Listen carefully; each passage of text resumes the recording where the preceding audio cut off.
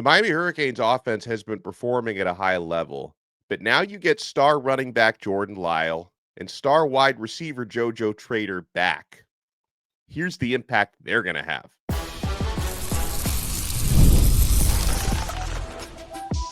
You are Locked On Canes, your daily podcast on the Miami Hurricanes, part of the Locked On Podcast Network, your team every day. Happy Friday. We made it. It's almost game day. College game day is going to be in town. Your number 4 Miami Hurricanes hosting the Florida Gators, 7:30 p.m. at the Rock. Pack that Rock on Saturday night. I saw 26% of the tickets have been sold to Gator fans, so that's 74% of Miami fans in that building.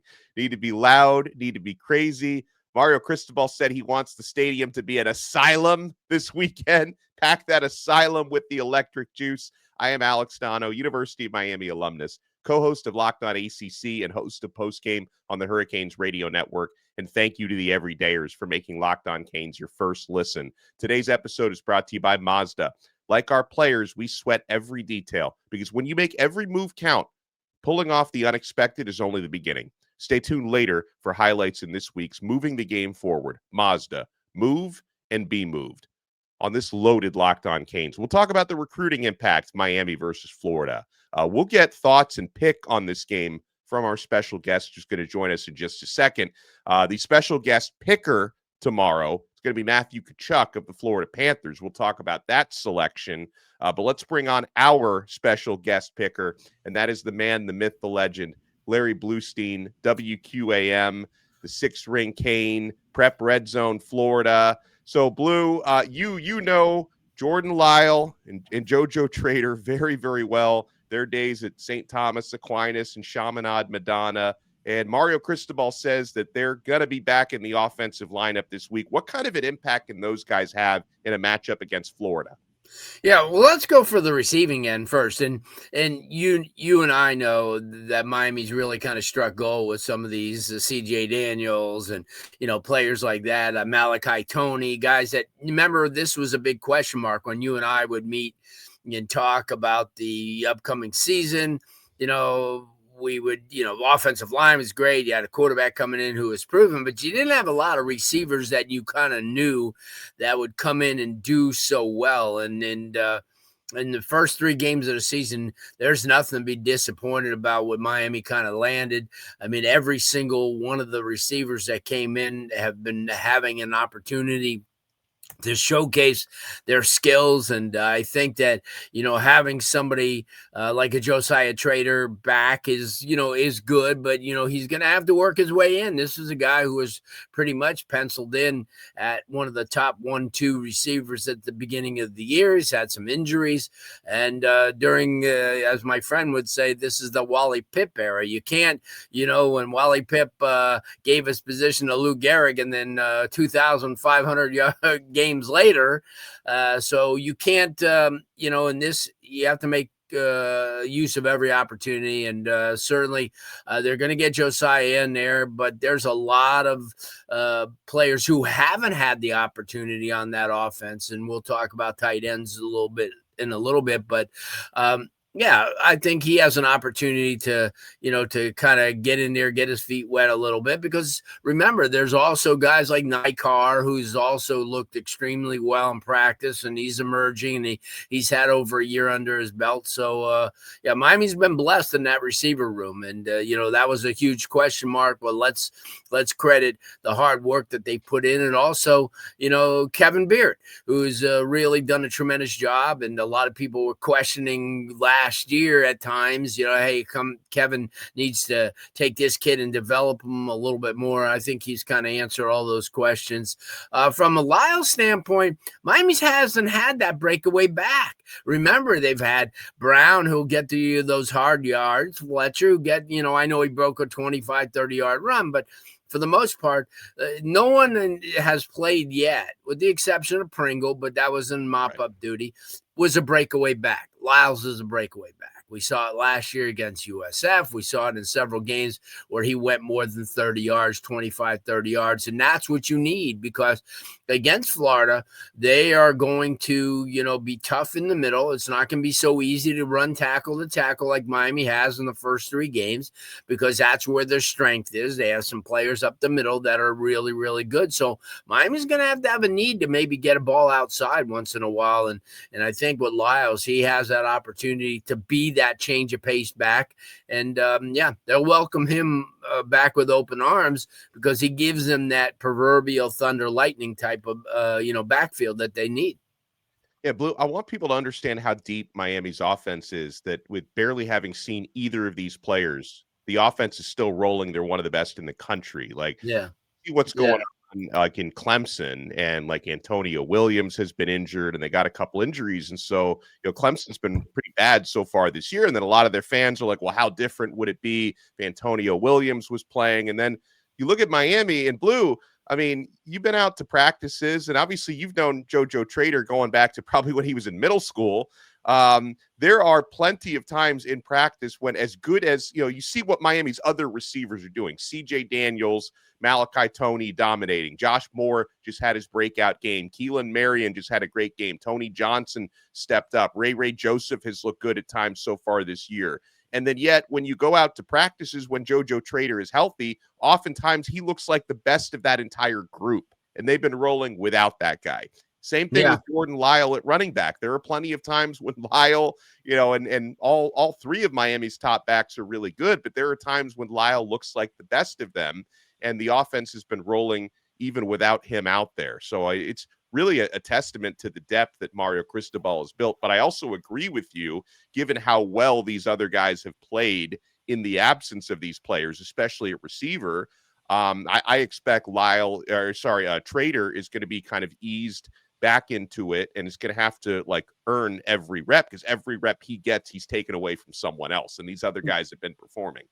Yeah, but not like he has to prove himself, but also at the same time, everybody knows what he's capable of. But you get in that kind of groove, like you mentioned, and you have somebody like CJ Daniels, and you have kids like a guy like Keelan Marion, because you look at those 2 players right there, and there's 10 years, almost 10 years of college football experience in there, just with those 2 players. And then, obviously Dalen Upshaw's had an opportunity to get in there a couple of times. You mentioned Joshua Moore, who may be as impressive as the college freshman as you're going to find, especially at the position with his size. And then, Malachi Toney, he's been a godsend, and he's shown against a high level competition, early on against Notre Dame, that he's definitely somebody, Alex, that, that is a difference maker. So you put in somebody like Josiah Trader, who I keep reiterating, the year that Jeremiah Smith was the number 1 receiver in the state of Florida, he was number 2. So, he's always been an elite type of player, but all he could do in this situation is add another dimension, give Florida a little bit more to think about. And, not that they won't have, as you mentioned, you have a quarterback who is cerebral and doesn't get too high, doesn't get too low. And he's had probably one of the best starts imaginable. I mean, as great as Cam Ward was, and he was a dynamic quarterback, you have somebody who is completely different in his approach to the game, but yet as far as the results, they've been the same.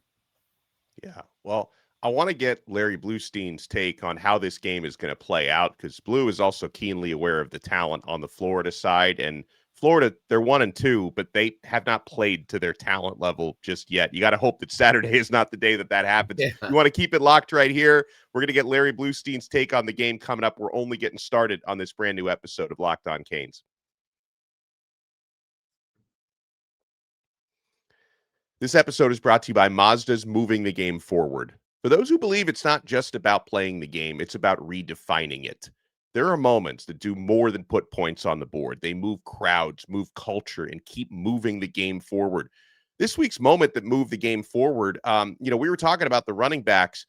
When Mark Fletcher broke off that 38-yard touchdown run against USF last week, that started to blow the game open in Miami's favor. That made it 21-6. And Fletcher, he showed off both his power and his shiftiness on that play to score from a long way out, something Miami needed without the home run hitter of Jordan Lyle in the lineup. Fletcher had a heck of a game this past week, and he moved the game forward. When you follow what moves you, the unexpected is only the beginning. And just like there's more to every highlight, there's more to a Mazda vehicle. Mazda, move and be moved.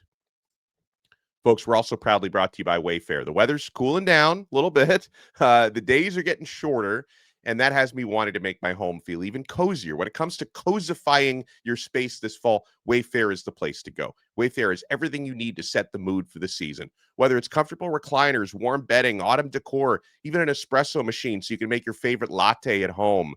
Folks, I love how with Wayfair, the delivery is fast, free, and hassle-free, which makes a huge difference when you're refreshing your home. What I love most is the variety. Wayfair has options for every style and every budget, so you don't have to compromise. Cozify your space with Wayfair's curated selection of easy, affordable fall updates. From comfy recliners to cozy bedding and autumn decor, you'll find it all for way less at wayfair.com. That's Wayfair.com. Wayfair, every style, every home. Thank you for making this episode of Locked On Canes your first listen. Alex Donno here alongside Larry Bluestein, our boy Blue, the man, the myth, the legend. All right, so Blue, Florida, they have just been kind of a comedy of errors so far. A lot of self-inflicted wounds, big-time penalties against USF, 5 interceptions against LSU. DJ Lagway has not looked like, the guy from the second half of last season, had the entire nation raving about him. But I know Miami is not taking the Gators lightly, Blue. What do you look at from the Florida point of view as the areas where they can at least try to hurt Miami? Yeah, obviously they can run the ball. And that's what they're going to have to do against Miami. And as far as that's concerned, they're going to try to take the pressure off of DJ Lagway and not put everything on his shoulders, because as we saw, he's a young guy still. He's only in his second year. And then, last year, as you mentioned, he did extremely well. He's a very talented guy.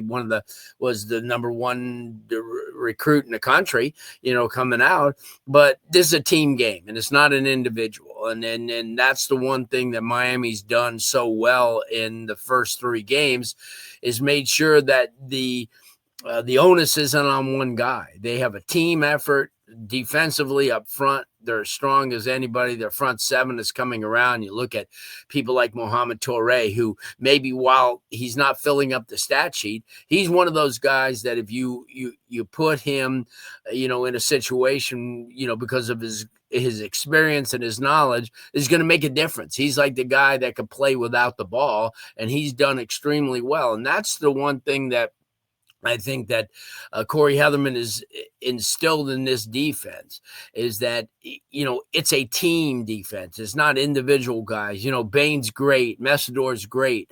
But at the same time, it's going to be a team effort that's going to do it. I think in the secondary, Miami's been a little bit vulnerable. They've given up a couple of long plays here and there. It hasn't hurt them. And I'm sure Florida's seen that. And they watch, as my friend would say, we watch film, and they do watch film, and they're going to see, Miami's dramatically better in the secondary, but there's still, some chemistry problems still there. So, and against competition, remember, Florida recruits at that level that Miami recruits at. And maybe even in some cases, they exceed that because of the fact that their schedule is crazy. By the way, LSU, Miami, Texas A&M, in a row. And then obviously they play, like Miami's plays a really competitive schedule. And I think the ACC is vastly underrated, for the programs that they roll out, like a Georgia Tech, who has an opportunity, to go to the ACC title game. As funny as it may have seemed, but they played the 2 teams that maybe give them, problems. But yeah, Florida's going to, they're coming to play. This is a huge game, as we mentioned before. It's a recruiting gem game. It's a game that, you're going to leave a lasting impression on a lot of 15, 16-year-old young men's, mind. minds, and that's why that's why you invite recruits to a game like this. And then, the Notre Dame atmosphere was amazing. But this one's going to turn it up a little bit because remember, it's all in state. There's a lot of kids that right now have come down to Miami or Florida, and maybe a game like this or like a couple years ago when they played Virginia Tech and Notre Dame, and and those two games really got them recruits. This is one of those games. Yeah, and we're going to dive pretty deep into that in just a second. But something, Blue, I know from the Miami side, we've really wanted to see. And listen, I can't really complain a whole lot about this offense. I mean, anything we bring up is nitpicky. And Carson Beck has spread the football around to a ton of different receivers so far.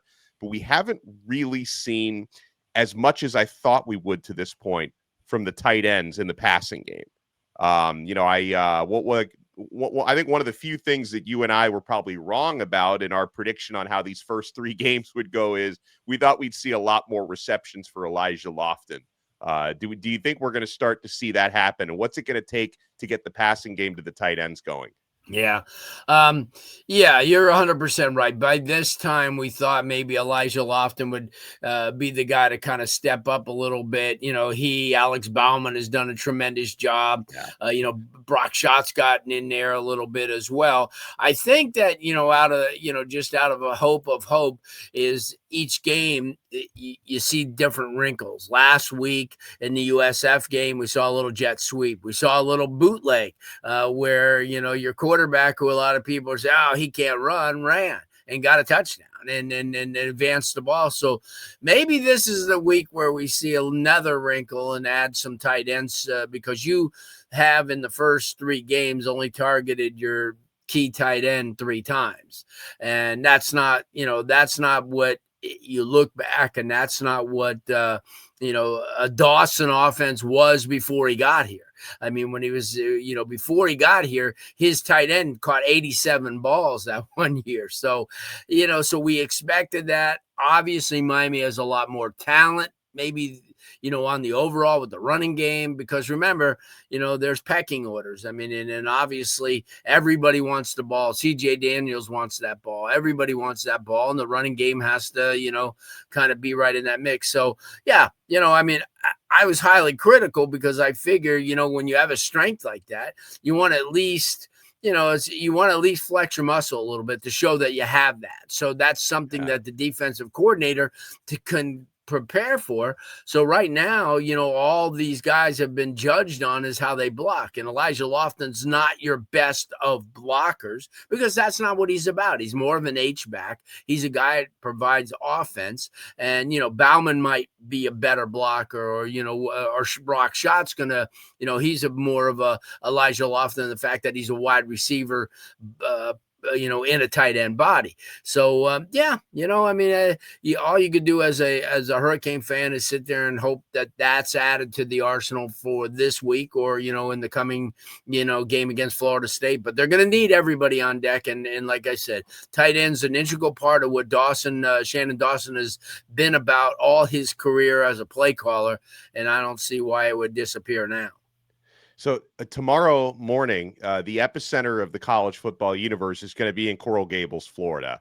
You're going to have not only college game day there, but the ACC kickoff show is also going to be on a different part of campus. Apparently, it's the first time that those two shows have ever been on the same campus in the same day. This is a huge, huge game coming up.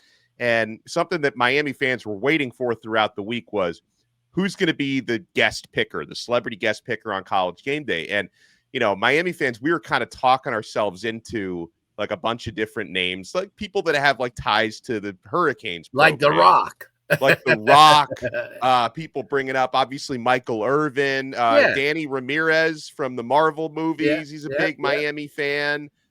People Gloria Stefan, I heard. Gloria Stefan, Sylvester Stallone. And so then they actually announced the guest picker, and they're giving it to 2-time Stanley Cup champion and, one of the most important members of the Florida Panthers, Matthew Tkachuk, is getting the nod. And the funny thing about it was, like, Miami fans, we'd all like talked ourselves into, a bunch of the different names that you and I mentioned. It's got to be one of these people, and then they go off the board. And so like people are are acting disappointed about it. But I got to give some love here to the Orange Bowl boys, because I thought they had a great X post about it. They say, hey, you're really pissed that they got a 2-time defending Stanley Cup champ as a guest picker. Sometimes this fan base looks for reasons to be pissed off. Ranked number 4, playing better than we have in 20 years. Unreal. I mean, bravo. And that gave me some perspective as well. Like, I'm not going to complain about this. And Blue, like, I also love hockey. I'm a big Florida Panthers fan. And listen, I know people don't automatically tie Matthew Tkachuk, to the University of Miami, but I can tell you that since he's lived down here, he has been supporting the local teams, including supporting the U. So the guy's not going to go on and pick the Gators or anything. Like, he's going to pick Miami when they do their guest pickers segment.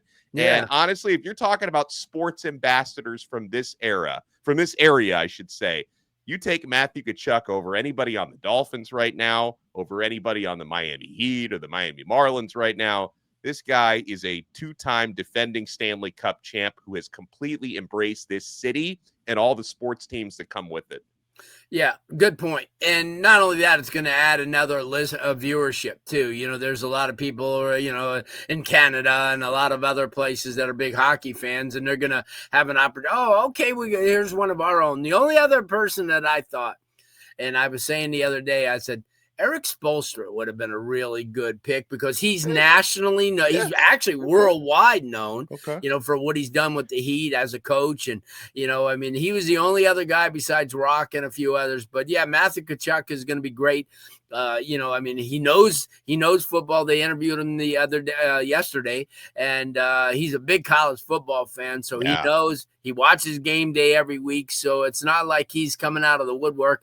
And he's got a lot of personality about him. You know, he's that type of guy. You don't want somebody on there that's not going to bring it. And I think he'll have a great time up there. And it's a good representation for South Florida. And it kind of, you know, that's the one thing about South Florida. Just when you think you have it figured out, somebody goes in a different direction. You know, like they said, that's definitely a Miami thing. You know, to have in a football-oriented situation to have a hockey player. But you know what?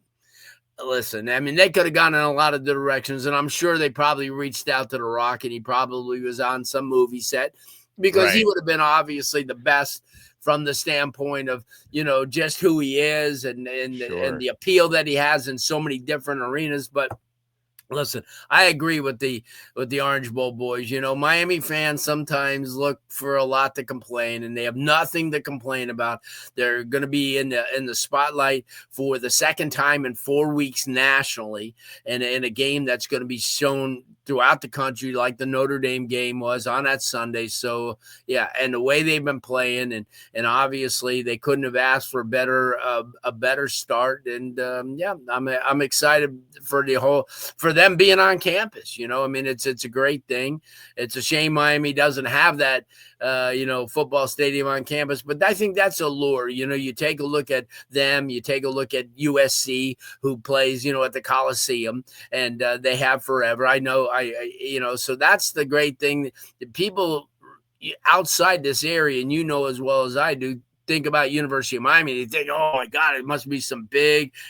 It's just an oversized high school as far as the, you know, as far as the you know, the enrollment and then they get a chance to see Coral Gables, which is like one of the best real estate pieces in the country. So it's, I'm excited for that fact that Miami's going to be seen in a positive light, you know, and that's great. Well, we're going to get the pick from our guest picker, and that's Larry Bluestein. When we come back, we'll say a few words about the recruiting impact from this game, because the recruiting section is going to be loaded. You want to keep it locked right here. We're not done yet on this brand new episode of Locked On Canes.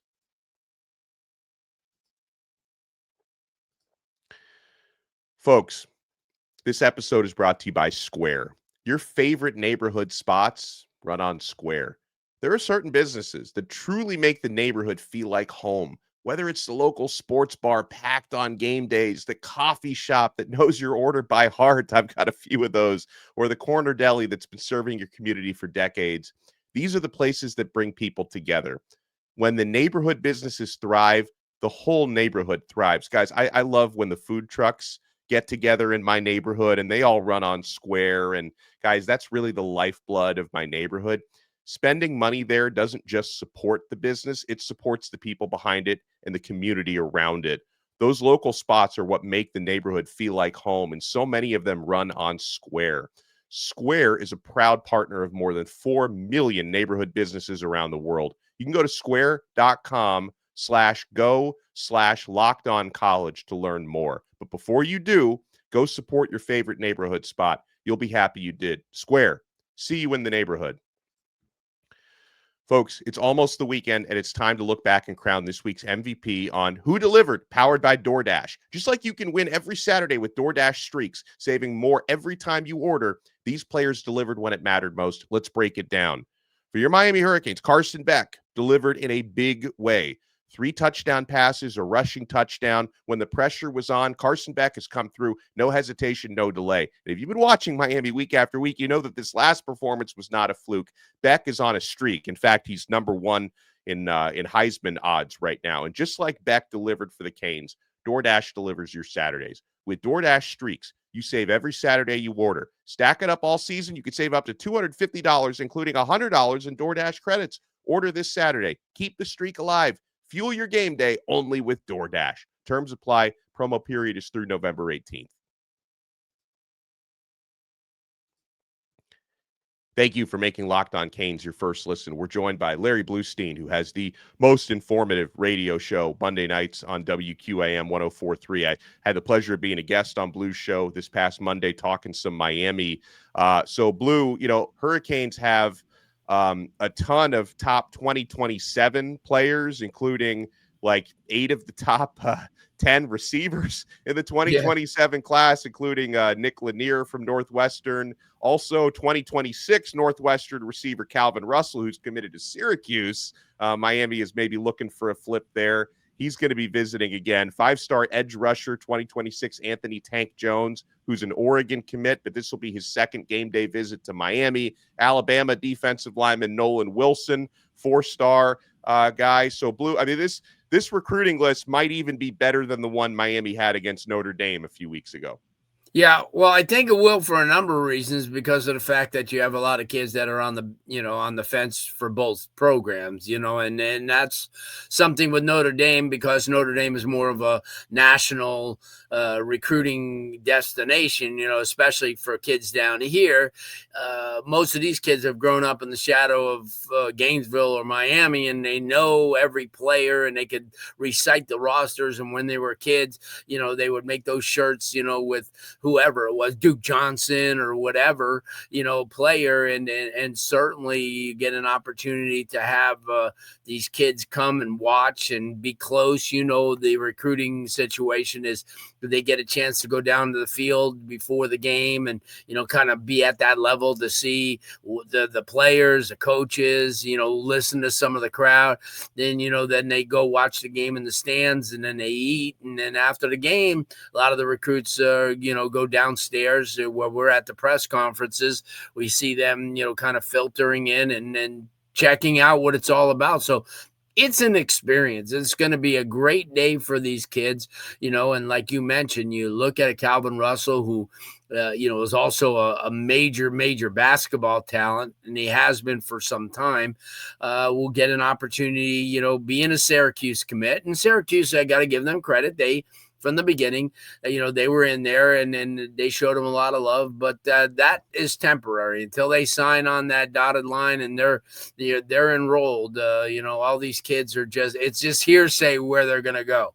And an experience like being at a Miami game and watching it unfold. And, even last week, the crowd got a little crazy and there was like 50,000 and not, the 66 that will pack the Rock this week. So it's going to be interesting, and a lot of those recruits that you mentioned, plus a ton of others, and even not only the 2026 class, which are the seniors, but you're going to get those 27. You're going to get a couple of 28 kids who are already on, like the Neiman Lawrences, as we mentioned, and players like that are going to get that glimpse of what big-time college football is, and looking at a Malachi Tony, that it's not that far off. because a lot of these kids, especially the class of 26, they're the same age as Malachi, and they went to school with him. And Malachi kind of, he reclassified. He came in early.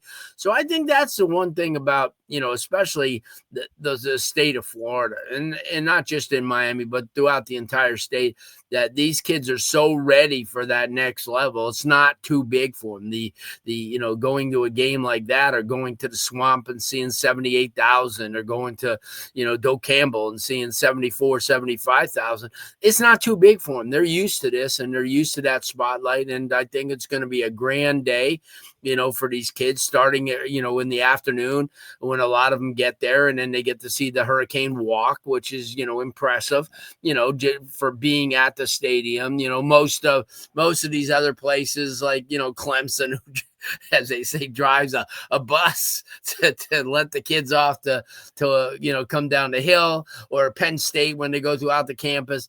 This is Miami's kind of signature thing, and it's and people can say what they want about, Hard Rock Stadium, but it's probably the most elite facility in all of football. And for them to have opportunity to share it with the Dolphins, I think it's something that a lot of these kids, who come and see this for the first time, thinking, oh, wow, look at this is where Tua played, or this is, and people like that. And I think it's a good recruiting tool. And like I said, the other day I was reading where, a lot of people want UCLA to build their own stadium, and, a 40,000 seat stadium, because they're not packing the Rose Bowl. You know what? Yeah. Tradition's been screwed with long enough. Let's keep it back to the pure college football. And it's I know we're not going to get back to those days, but at least with Miami now starting this tradition, I think a lot of these kids are growing up in it. And I'm looking forward to seeing all the kids that are going to be there, and it's going to be a time of their life. That. Sure. All right. I need to get Larry Bluestein's game pick. And just so we know, the spread has moved around a little bit in the last 24 hours. It was at 7, Miami favored by 7.5 for most of the week. And then yesterday evening, it jumped to 9.5. So a bunch of money must have come in on Miami. But then I think, some money then came in on Florida. It's 8.5 now. Hurricanes are favored by 8.5 points. Blue, how do you see this game playing out? Who wins? Well, I heard your prediction yesterday on the radio, so 42-16. Yeah, I Blue. saw that. I'm not as, I just think that I got to give respect to how good the state of Florida is, and how, and you know what? I think Billy's done a great job in recruiting. He has. Where Miami has the advantage here is Miami's done outstanding job on the portal. Getting an entire secondary, getting a quarterback, getting receivers. I think for that reason, I think Miami wins this game. I think it's going to be like 28-20. I just think, it's going to be one of those type of games. I don't think it's going to be a real high scoring game, but I think it's going to be one of those. I think it comes down to that there's a lot of talent on both sides. And for Miami fans, just don't think that because they lost the USF or they lost at LSU, that this team is not good. They've got athletes. And, but like you said, let them come around next week. Let them get it done in Texas or Texas A&M. Right. I think Miami wins this game, and it really kind of like solidifies how good Miami is as a football program. And then they get that week off, and then they got to go to Doak, and for a team that at the beginning of the year, and we'll talk about that next week, that nobody even thought would even peg the meter, a mid ACC team, maybe even lower ACC team in Florida State that's all of a sudden with one win become the media darlings. Yeah, that's how it goes. And they did look great in that game against Texas. A huge thank you and shout out to Larry Bluestein. You can check him out at Prep Red Zone Florida on 104.3 WQAM on the Sixth Ring Kane Show on the 5 Reasons Sports Network. I am Alex Donno. Make sure you smash the like button here on Locked On Canes. Make sure you subscribe on Apple Podcasts, Spotify, YouTube, wherever you get your pods. And we'll talk to you guys next time on another episode of Locked On Canes. We are part of the awesome Locked On Podcast Network. Your team every day.